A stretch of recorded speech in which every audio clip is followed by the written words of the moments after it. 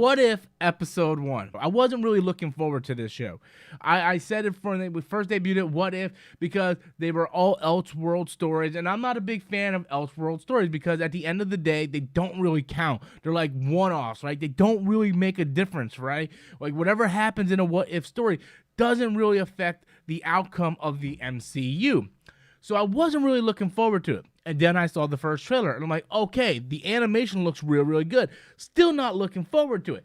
Then I found out the premise is going to be a lot like Legends of Tomorrow, where we have a group of characters that's going to be going through the multiverse timeline and just kind of doing stuff. And I'm like, okay, that's a little interesting. So I guess that is making it somewhat canon to the MCU. And then we saw Loki.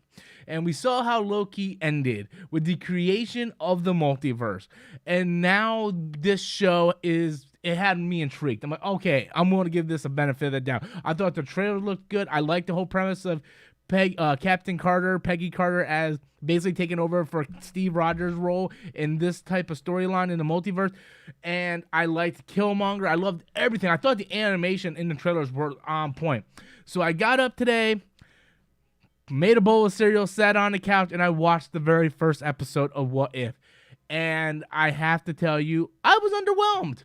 I didn't hate it. I just didn't like it either. It was one of those things where I sat there and I watched it, and I spent most of my time on my phone just scrolling through Facebook or comments on YouTube. That's what I did. It just did not hold my attention. The animation was great. I liked how the watcher was basically narrating the bookends of the episode.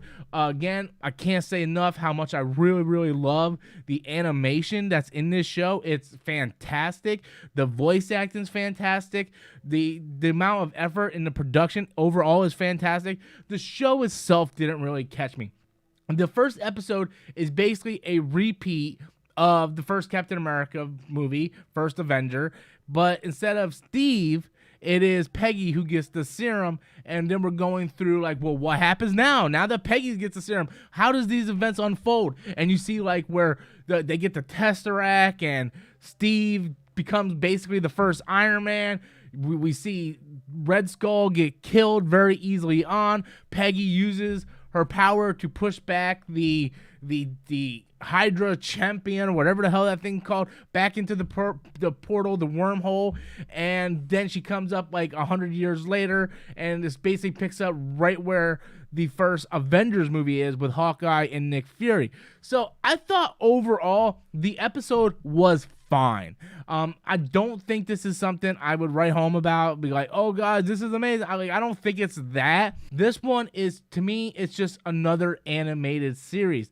And animated series are great, but not all animated series can grab people's attention, especially when it's basically just a rehash of a movie that we already seen with just a minor hiccup with a butterfly effect or something like that causes things to change a little bit.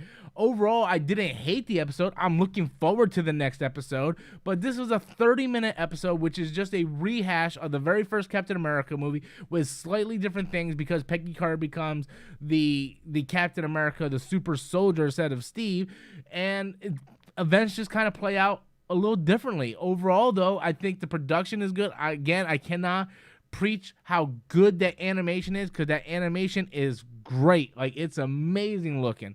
But at the end of the day, it didn't really it didn't wow me. It didn't wow me.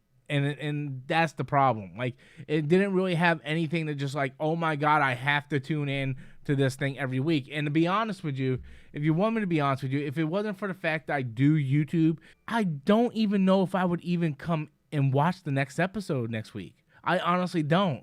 If you want me to be real with you, if it wasn't for the fact that I do this channel, I don't know if I would even stay tuned for the next episode. I would probably wait for it to all be done and just binge it. Now, that's just my opinion. Everybody's entitled to their own opinion. So if you're someone who absolutely loved the episode, loves What If, loves what they're doing, then by all means, continue to love it. No one here is trying to tell you not to like something. But at the end of the day, I have to be true to my beliefs, and I have to tell people the way I feel. And I feel a little underwhelmed watching it. It wasn't bad. It was very underwhelming. So that is my review of the first episode of What If. Be sure to hit that like button, subscribe, like I said, and stay up to date to all future content. So thank you guys. That's my opinion.